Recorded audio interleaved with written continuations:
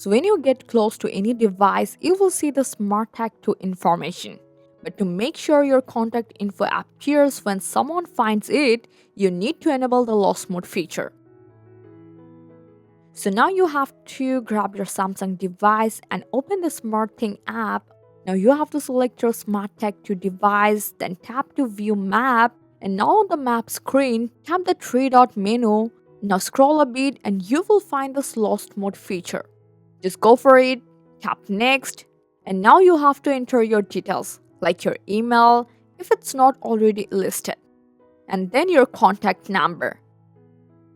And now you have to select a message for whoever finds your tag.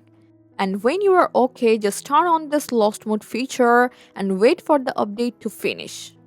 And now for checking, when you keep your SmartTag2 near another phone, it will show that the tag is lost along with the contact information and message you provided. And from now, so anyone who finds it can easily reach you. Isn't it really helpful?